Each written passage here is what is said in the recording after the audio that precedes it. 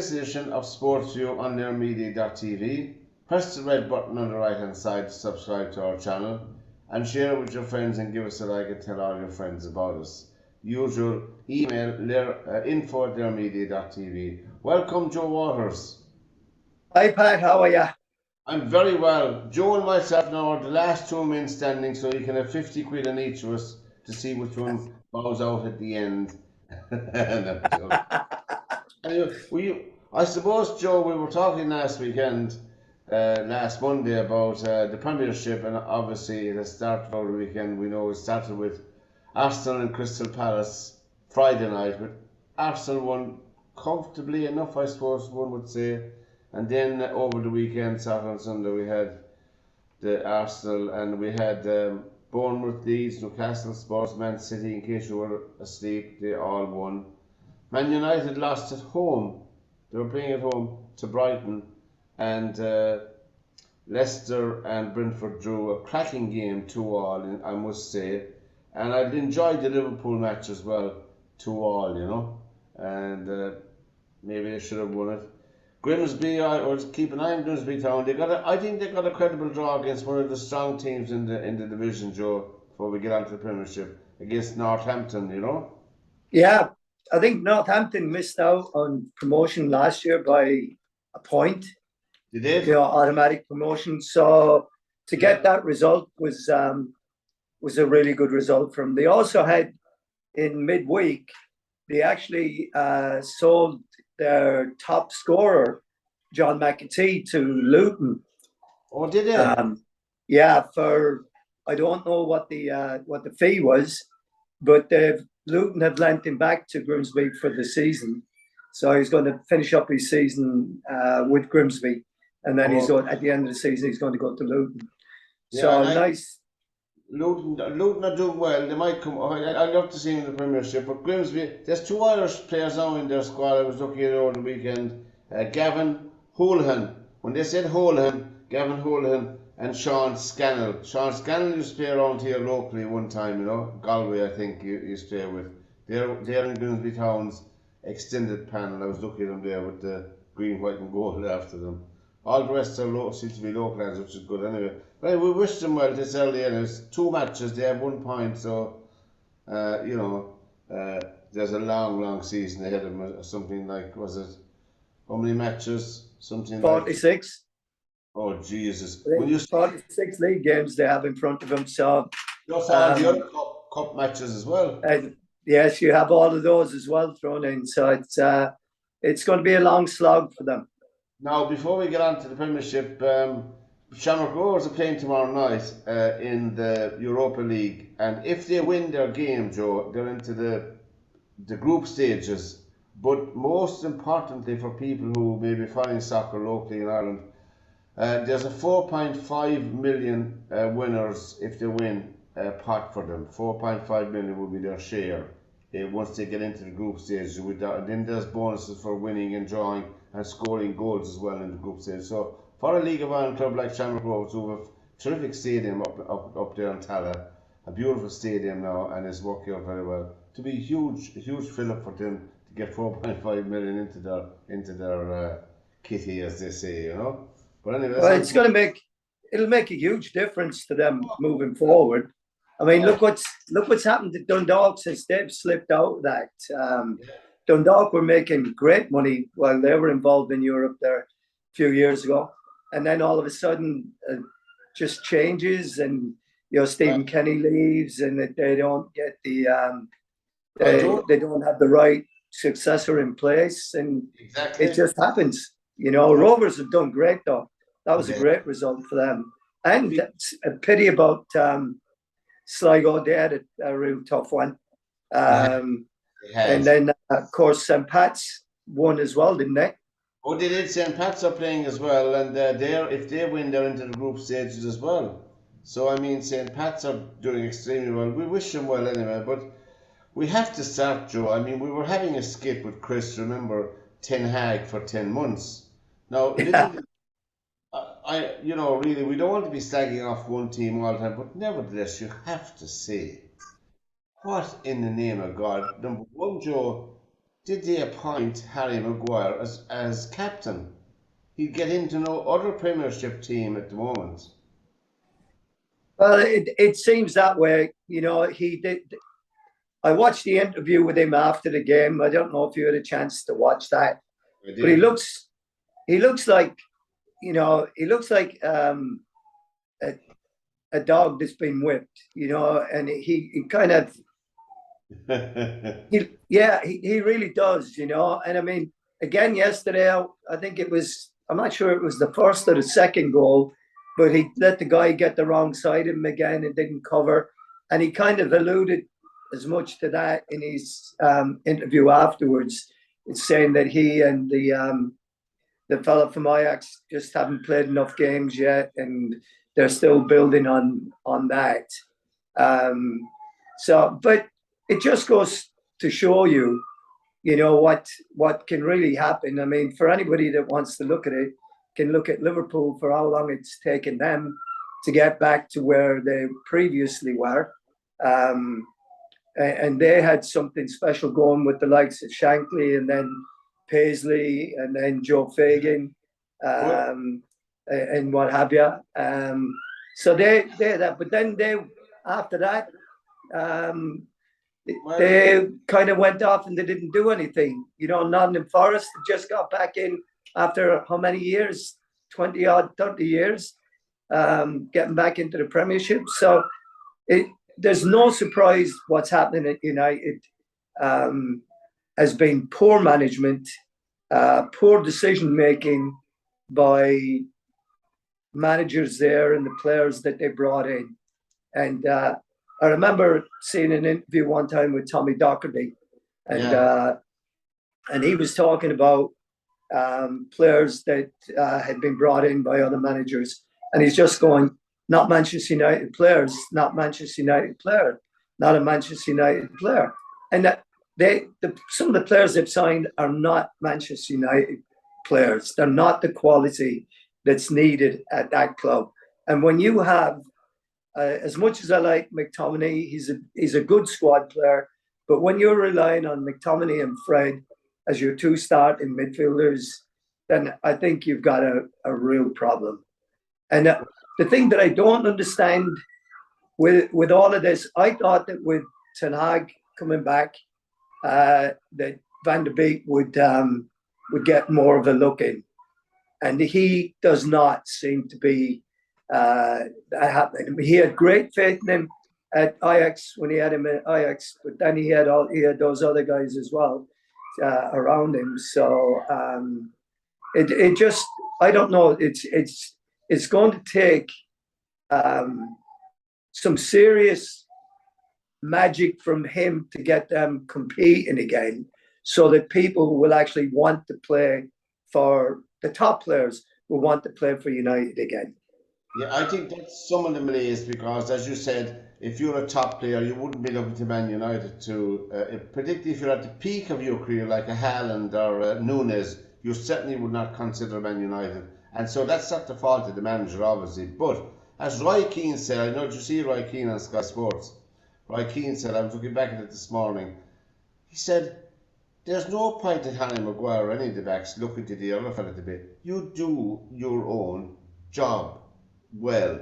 You you check back and you know what, and you close the player. He said it's basic soccer, basic stuff, and you cannot say the other three backs are responsible for Harry Maguire, although they have to play as a unit. I understand that, you know, I'm not that silly, but I'm going to be Harry Maguire, but as you said about the midfield as well. And then they brought on Ronaldo, I think, as a sub. Ronaldo is a player that doesn't want to be at United. He doesn't want to be at the club. So why is he playing? Well, I mean, it comes down to the point sometimes when you don't have anybody else, and you're looking, That's you're looking, you know, you're just hoping that he's going to come on and just do something, because he is capable of doing that. He really is capable of doing that. But there's something going on behind the scenes with him, and this is where agents absolutely drive me mad. I can't stand them for the stuff that they do and the harm they do behind the scenes to Yes. the clubs and to the game. You know, Yes. these guys are pocketing major money, and Yeah. this money is not going back into the game of soccer. This is going into their bank accounts. And It these is. guys are not good for the game. No. They are parasites on the game.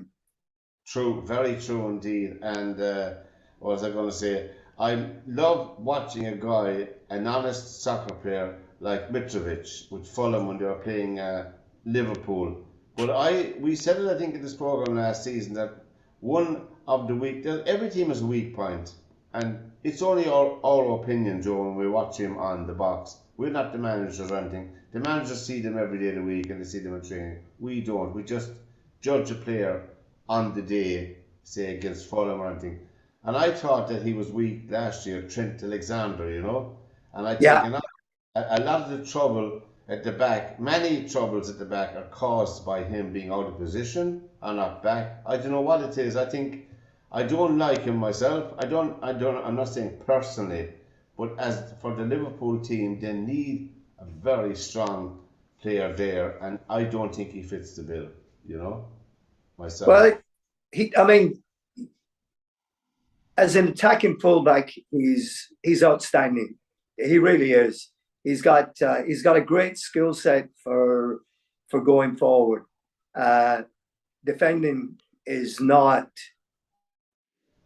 a real strong point for him, and I think that's been pointed out by why Gareth Southgate doesn't pick him for England, and even Jim Beglin in their commentary Yes, during the yes. game. Jim picked him out for his lack of a challenge on Mitrovic on the back post Yeah, for the headed goal. Um, and that is part of you know, Trent's weakness is that that is not his strong point.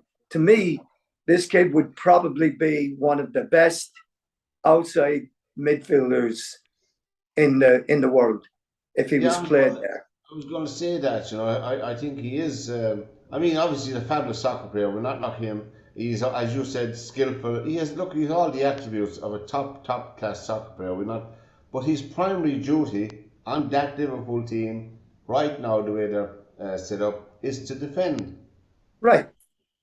And so therefore, but Klopp, I said, Klopp is going. Klopp won't put up with that though for a whole season. You know, you can be sure. You can be sure of that. Like, Well, you know what he's probably going to do is he's going to probably have to he's going to have to make some kind of a change either in the two centre halves um, and maybe a defensive midfield player because somebody to be able to cover for a guy like Trent, the centre back has got to be prepared to be able to come out of the middle and defend the outside. yeah. And Virgil van Dijk, as with most centre halves, do not like to be dragged out of the middle. No, no, he And doesn't. No. it's not a comfortable area for them to be No. in. And if you watch their games, that's how they get exposed sometimes when he has to come out. So, but when he can play in the middle, Van Dijk, he's very, very. I mean, he's an outstanding player. He's a great player. He's And when he Joe. can hold the middle, he is very good. So he needs somebody else that can either drop back from midfield and do that defensive covering job for Trent, or they have to get somebody that is more mobile as a centre back. And we're constantly hearing new players, but obviously there's more teams than them. But what did you think of Nunes' goal? Yeah, that was that Cheeky. was it was, and you know it was kind of ironic because for Fulham, for both of the goals that they gave up, their defenders were a little bit unlucky. The second one, the Nunes goal. I mean, if the defender doesn't head that, then Nunes is offside. He is. He was in an offside position, but He is. because the defender headed it, then it plays him onside He and did. brings him back into the play. And of course, the first touch by Mo Salah to drop it right at his toe was a perfect touch. Oh, man. It was like he miscontrolled it right to him. But that's a beautiful. I love that pitch. I've been there a few times. Craven Cottage, Fulham. I think it's a real soccer stadium. It was a beautiful ground to play on. It just had so much character, and the Thames just rolling behind it. It was a great spot to be. And there's no whiff of corporate overwhelming or overindulgence around that ground. That's just my opinion. Because an awful lot of the soccer grounds now are turned into corporate occasions where majority of people have their backs to the play. It's stunning. But anyway, there was a credible draw for Fulham. They did well in their first match back. Forest, of course, the new boys up. They lost their match against Newcastle, wasn't it? Yeah, Newcastle. Yes, yeah. And Chelsea, of course. Chelsea signed your man from Brighton, Cucurella, that chap. And I thought that would, they did all right. But Brighton were tough last year, And West Ham, of course, they signed Cornet from Burnley. West Ham were beaten by Man City. Haaland, I think they're getting to grips, as we said last week, Joe. City will adapt and will change. We'll have to change to facilitate an out-and-out striker like Haaland. And it's looking ominous for the rest of the teams after only one game. This guy has got the goods.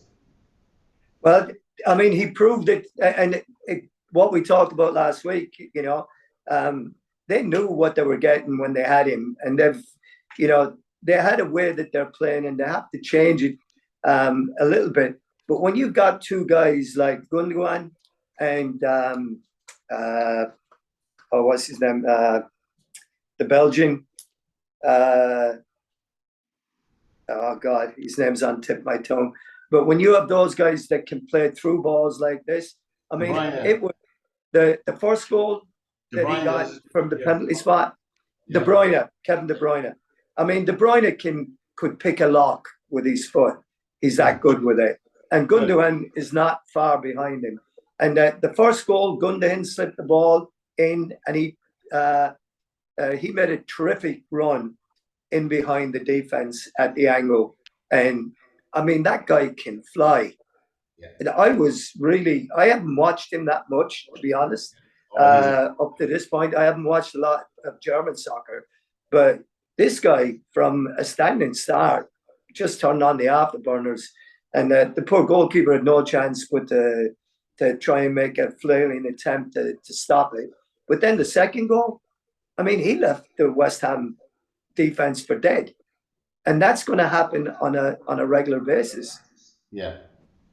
I Sportsview here with myself and Joe Waters tonight on Monday night, the 8th of August. We're just looking back over the weekend that's gone. Of course, Leicester City and Brentford drew. Leicester went into, was it a 2-0 lead they went in? 2-0 up? Yeah. Watching the results come in and did fair play. Well, Brentford have done a lot of that last year as well, Joe. Yes, they have. They've been out of games as you were looking at scorelines coming in.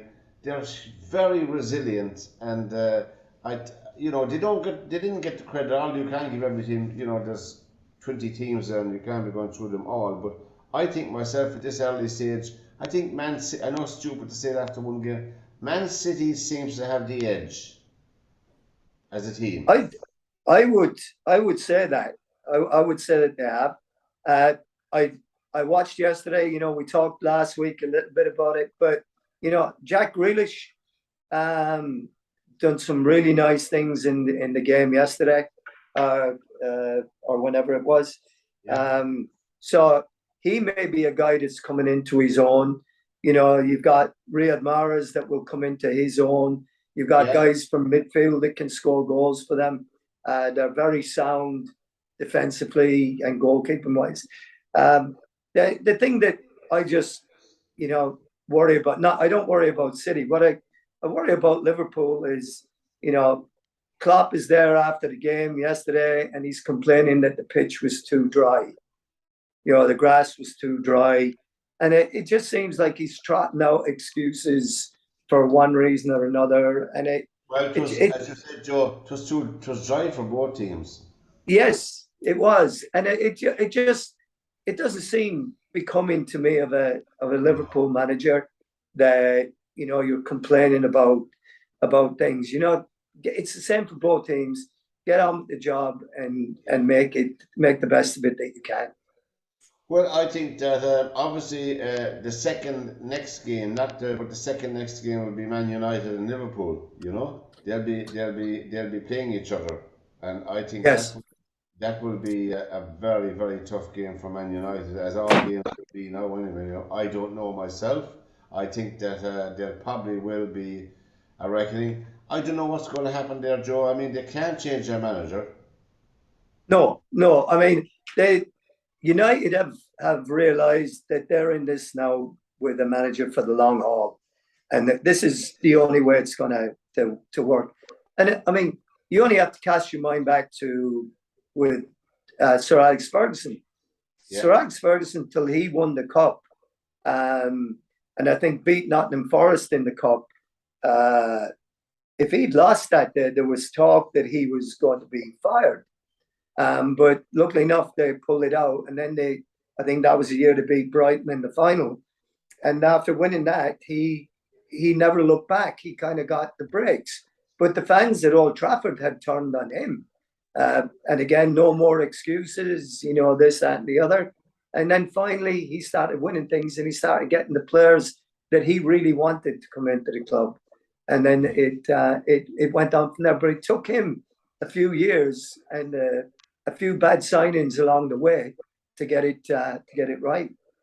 It was nice to see one of our own, Shane Duffy, coming on as a sub for Fulham, because he was right, coming on again at the end. He's still a good old player. He's still a good professional. He's still a tough player, to have on, and strong as. Do you remember Wijnaldum? Didn't Wijnaldum play with Liverpool? Yes, he did. Yeah. Yeah. Well, now Roma has just bought him from PSG, so he's gone to Roma for the year and then for a year or two, I think. Now there was what's his name? Wayne Rooney. Wayne Rooney is over with DC United. Correct.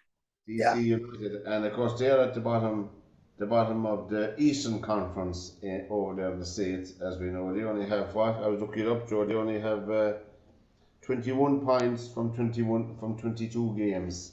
Yeah. And the Philadelphia are top of that at 45 points. New York City are in second place at 42, and Montreal are third at 39. But they bought, they're just after buying Benteke. DC United. They're after buying. Oh, I didn't see that. They bought Christian Benteke and obviously he went there with the influence of Rooney, And I think that could be a game changer for that team over there, anyway, because Rooney is good. Rooney is a good guy, He's very underrated, I think myself, And I think Benteke worked with one of the coaching staff before, anyway, himself on his way up.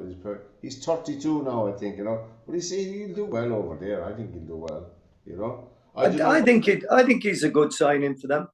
I think he is. I think Wayne Rooney was. To be honest, I was pretty surprised when Wayne Rooney went there, because he was starting to build a reputation for himself at Derby, and I thought that there would be another club that in England that would have taken him, that would have been a Premier League club or certainly a top Championship club that would have given him a go because of how well he'd done at Derby. So I was kind of surprised that he took a sideward step, if you can best describe it that way, and went to MLS. And to take a job like at DC United, they've had a really tough season, so he's got a lot of work to do there. But I don't know. Is it a rollover contract? I don't think he's tied into a long-term contract. It's a year-by-year thing. I think I didn't see. I couldn't find detailed information on it, But it's coming to the end of the season in America, the soccer season, as you know, isn't it? Yes, it is. Yeah. Is there relegation in I didn't even look it up, Joe, in the Eastern and Western Conference, or do they there's no relegation, is there? No, there's no relegation. No, it doesn't. What there is the draft. So you get players coming out of college, and where you finish in the league, your record-wise determines who would be the number one pick in the draft, number two, Oh, they're and much the so on same and as so in forth. baseball, much the same as baseball and football. Yes, NFL. Yeah. yeah, Oh, the same principle. same Yeah, principle. yeah. I put it the other way around. I put number one for the bottom team. Build them up. Well, the bottom team would get the number one draft, Oh, they and then, would. oh yes, yeah, the team with the poorest record uh, in the season overall would get the number one draft pick, and then Well, they would be able to shop that pick around to get themselves more top level picks, in the top 2 or 3 rounds of the draft. DC And then United. they also have here, you have 3 players that are called franchise players, for want of a better word, Yeah, that you're able to sign, and their salary does not count against the salary cap. I have that. So yeah, So so they're international level players that they bring in, and their salary would not count against your salary cap. So you have wiggle room in that for it. right. So for our viewers who are looking at this, so DC United, if Nunes and Mo Salah became available, they'd have first pick. Yeah, they would. Yeah, if they had the money to get them in. That's Yeah. interesting. All right, that's very interesting. And we'll and Vincent Company, as I alluded to last Friday night at Burnley, impressed me very much. I know it's only one game with Burnley, and Craig Bellamy is his second in command there in Burnley. I think they're a team to watch this year. Myself in the championship, they'll be a team that I think will bounce back. Did you say Craig Bellamy is his Yeah, number 2? yeah, Wow, I did not realize that. I hadn't yeah. picked up on that one. I'd read some things about Vincent Company. Okay, Yeah. I hadn't seen anything about Craig Bellamy. So That'll be interesting. yeah, Bellamy knows his way around the championship, and he knows his way around England. Obviously, he'd have a wealth of knowledge, and he'd know who's who. Yeah, Burnley, they're a very interesting club. I mean, their ground, Turf Moor, of course, one of the old football grounds again. I'm sure, Joe, you know Turf Moor pretty well. oh yeah, 22,000 seater stadium, which is, of course, you have four Irish people now, and you have Luke McNally, Josh Cullen, Kevin Long, and Dara Costello. For people who are watching this, they're the Irish players in that club to watch out. So that's my personal pick to come back up to the Premiership after this season. Burnley FC, we'll keep an eye on them. Sportsview with Joe Waters and myself here on Monday the 8th of August. We're just having a look back at the Premiership, and an awful lot of our men, I think they're all out in the 19th tonight, Joe, as far as I know, because there's sunshine all the way here in Ireland over here tonight. So a lot of our crew are normally on board are enjoying the sun, and I hope they are. We'll just briefly look at Rugby Union. Over the weekend, the championship started down under. I saw the 2 matches, the highlights of the 2 matches. I watched them on yesterday when I got up early Sunday morning. I got up early by mistake. I thought I had something on. That's true. I thought I had someone calling, but as I was up, as I said, there's no going back. And I watched the highlights of the 2 Rugby Union matches. The All Blacks were beaten again by South Africa. Well, they were well beaten now, 26-10, both on the scoreboard and on the field, even though South Africa had a player red carded. Now, it was more of an accidental thing than a meant tackle, but it was a bad tackle. He could have checked himself. So actually, there was no serious injury anyway. But there could have been. Anyway, the South Africa went off, but they didn't disrupt them. They looked. I said early on in the year that they'd be my pick for the World Cup in rugby. South Africa I'm talking about now, and my God, they looked. Did you see any of the rugby, Joe? I didn't see rugby. No, I did not. But it just seems with the All Blacks losing, and now losing a couple of games in a row, or a couple it just seems that they just reorganize and get themselves together very, very quickly when it comes to the World Cup.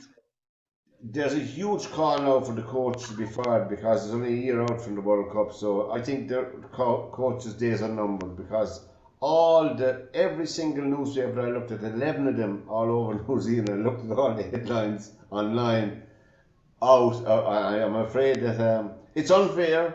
It's unfair in one way, but then on another way, the manager, the book has to stop somewhere. He puts the team out. He decides the tactics of the team. He decides the playing style of the team. So you take the good of the bad.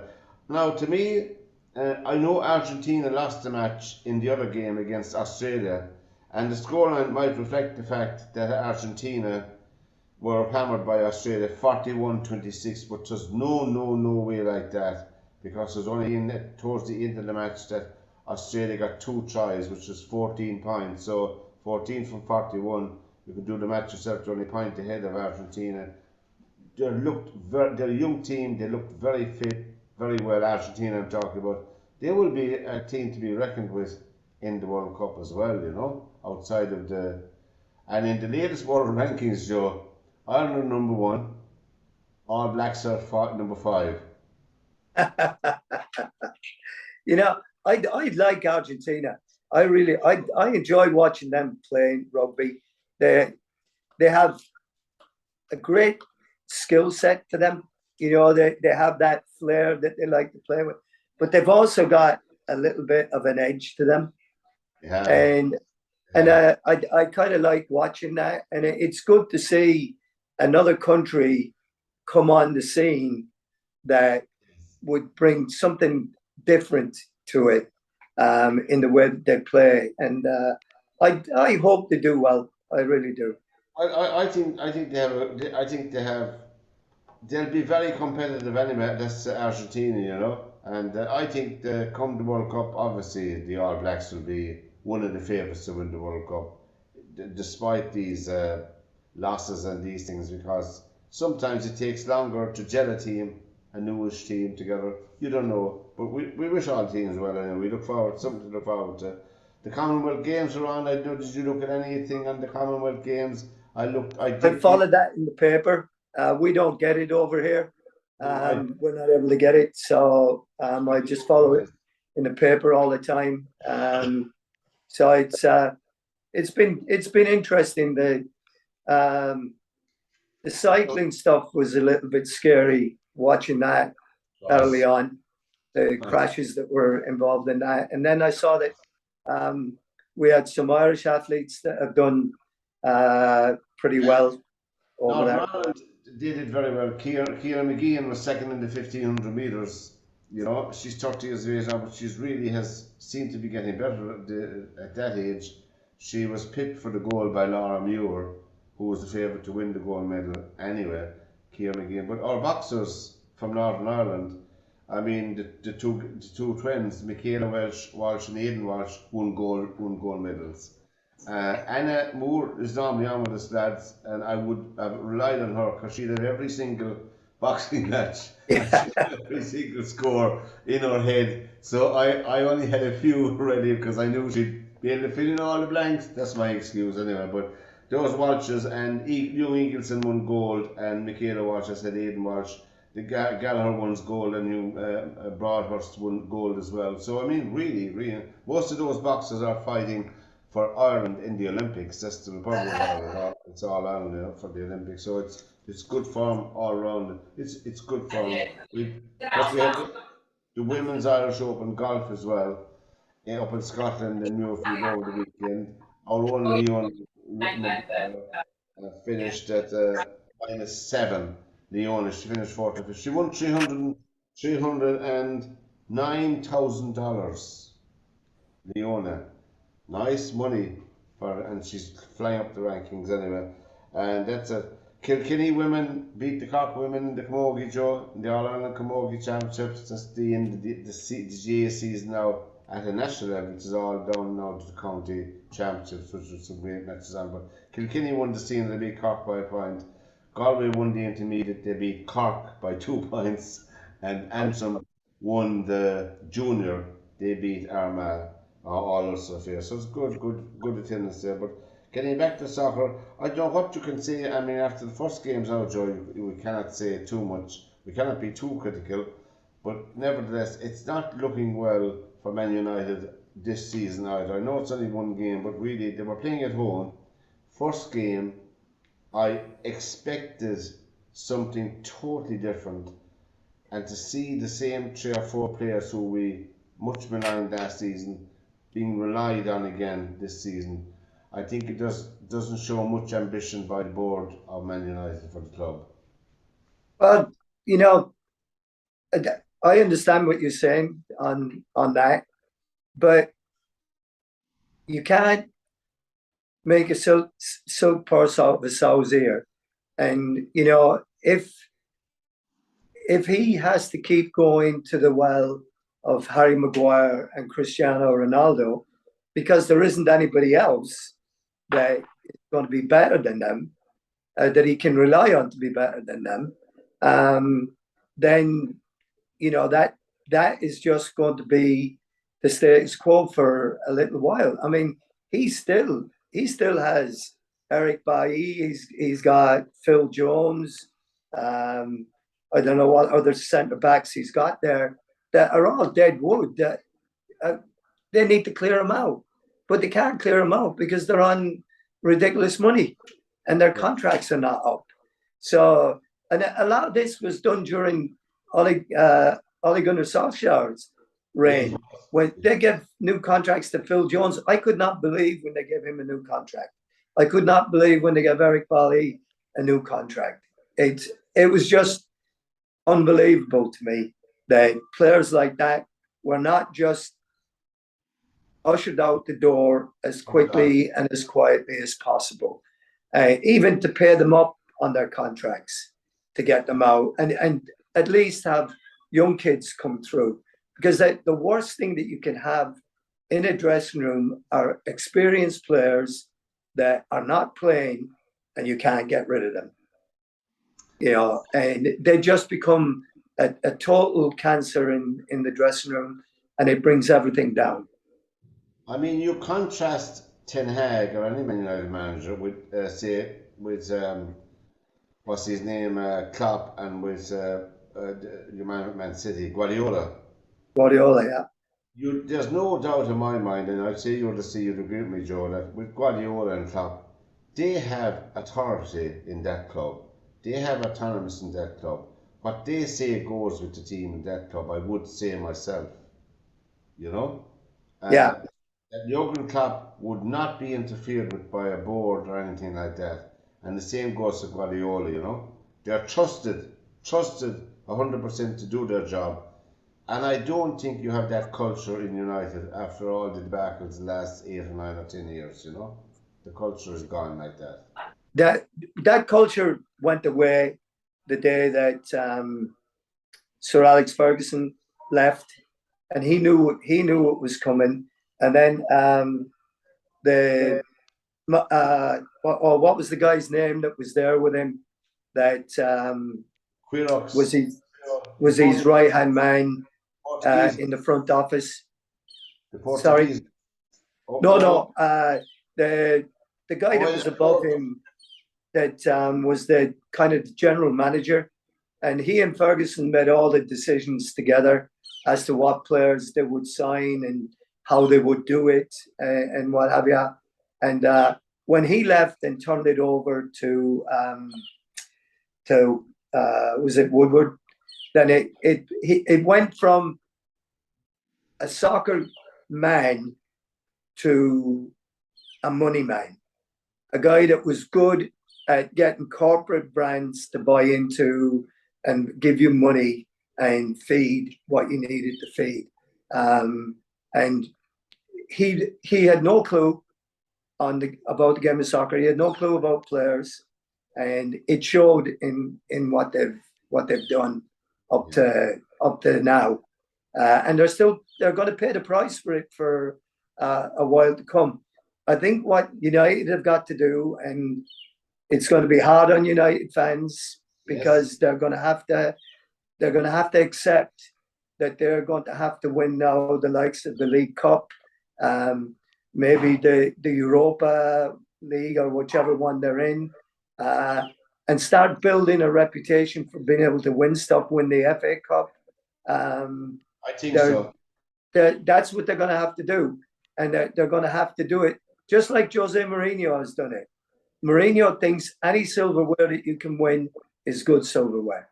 He does. He does. Yeah. He has that culture, you know, and Yeah. he still has that standing in the soccer community. And obviously he had his chance at Man United, but I'm sure I'd say he couldn't wait to get out of the club. I think so as well. And I think, you know, that people are talking about he insisted on getting Paul Pogba and what have you.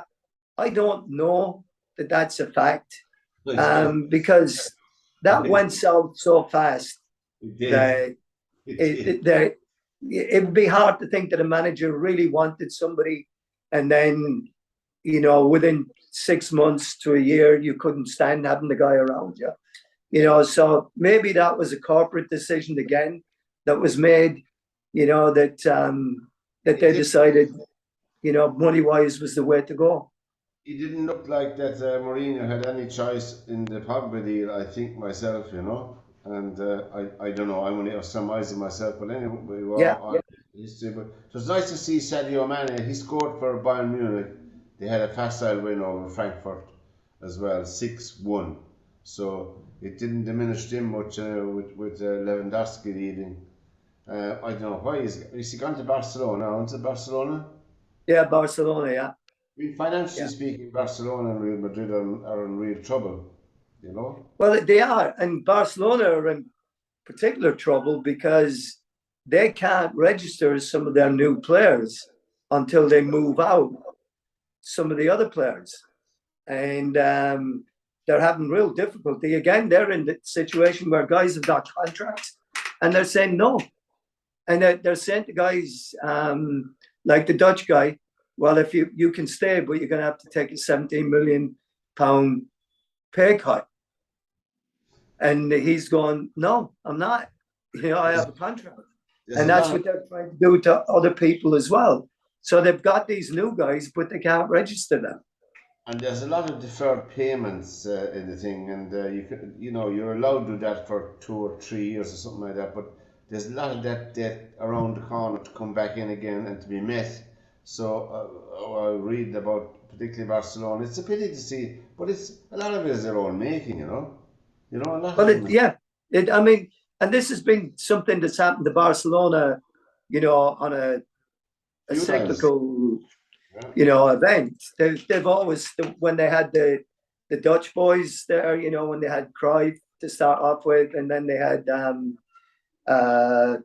Johan Neeskens as well, and then they had Romario there. They had, you know, they had Ronaldo there, the Brazilian. They had Stoichkov. You know, they had all these top players, but eventually you pay the price for having players like that. They had Frank Rijkaard there for a while as well. You know, and those players came in at a premium, and their salary reflected the value of them. But they kept their salary as their soccer skills diminished, for want of a better word. They kept their salary no matter what, even if they weren't being picked anymore. As you said, that was the mounting debt on the other side of the balance sheet. And really, a lot of it is their own making. It's not that I don't have sympathy, but it's if you're going to run it as a business, well, you have to balance the books, as they say. Sometimes you only defer things for so long, you know, but no matter what business you're in. It's a shame to see it, but eventually I think these things will take care of themselves and the thing will bottom out. Britain seems to be healthy enough soccer-wise, myself, the British. But nevertheless, we're going to have Man City, Liverpool, Chelsea probably, and Spurs or Arsenal in the top 4 or 5, you know. You have the same clubs year in, year out. Really, after a while, I don't know what the story is going to be, you know, about other clubs. You know, I don't know how they're going to do it. There has to be some kind of system brought in like they have in the States, like a kind of a draft system, like a point system, so many points for if Joe Wallace come on the market, he has 100 points, and another fella has 99 and 98, and so you have you had the first pick of that 19 team. I don't know how they're going to do it, but really, right now you can buy a team and win the league. Well, that's the thing with it. But Newcastle are finding out right now that there's a reality to having very rich owners, but there's also the reality that there's only so much money you can spend with what you're bringing in. So how they're going to get around that one is going to be interesting, because I fear for the likes of my old club, Leicester City. Their people are after Yuri Tillemans, and they're after James Maddison. Wesley Fofana. Yes. Chelsea are after him, and they haven't spent any money. All they've done in the past few years is sold their big ticket players, and they haven't really replaced them with anybody like that. So Tielemans now is getting his head turned a little bit. Newcastle want to pay 40 million for Madison, but Leicester have turned that down. They said they want 60 or 70 for him. But I don't know who they're going to bring in place of those guys. And just before we finish up, Joe, is this the 30th year of the Premier League? I think so. Something like that. And apart from Blackburn Rovers and Leicester City, all the other leagues have been won by what we call the top 4 or 5 teams, I think, for the want of a better description. Yeah, so, well, you'd have to look at it. United, Liverpool, City, Arsenal. Yeah. Chelsea. They would be the ones, and then you had Blackburn won the first one. 99. Leeds won the last First Division Championship, didn't they? That was the year before the Premiership kicked in. And then Leicester in 15, 16 won it. And I can't think about it. Who was the manager of Leicester? Was Ranieri? Yeah. I saw a great poster that was posted in Chelsea when Chelsea played Tottenham at Chelsea at Stamford Bridge, and Tottenham were 2-0 up at half time, and Tottenham had to win to keep the chase on with Leicester. But if they didn't win, then Leicester would win the Premiership. And in the second half, Chelsea came out and they were absolutely brilliant. They just tore Spurs apart, and they scored 2 cracking goals to make it 2-2. And the camera panned to the crowd, and the guy had a sign up, Claudio, we always knew you'd win a Premier League title at Chelsea. So that was quite a funny one. Yeah, and I mean, he was a good man. He's still, I mean, obviously that was a while back now, but nevertheless, it was a good year. I don't know, would there be any team like a Leicester City coming along and winning the Premiership this season? I don't know, because both Man City and Liverpool seem to have, and Chelsea seem to have spent wisely, have got in who they wanted, and hit the ground running, Yeah, and I mean Arsenal as well. Arsenal in the past couple of seasons have signed some fine players. So, they're, for Leicester was a perfect storm in the way that so many of the bigger clubs were going through transition times and rough times, and they kind of they did brilliantly. Don't get me wrong, and the style of play was very, very effective. But I don't think you're going to find that the likes of Liverpool, Man City, Arsenal, Chelsea, Man United and Tottenham are going to let somebody like that gate crash the party again. I think that they're it means too much to them. Yeah, indeed. So, Joe, thank you for your time, Joe. It's nice weather out where you are, is it? Yes, it is. It's in the 80s today. Oh my God, I can feel it here. Anyway, from Joe Waters and myself, lad, and thank you for watching. And from this edition of Sportsview, Joe, until we meet again, take care, and you can go out now, sit outside, and have your glass of Prosecco. Take care, Pat. See you Yeah, next Joe. time. Bye bye. Bye-bye. Good night.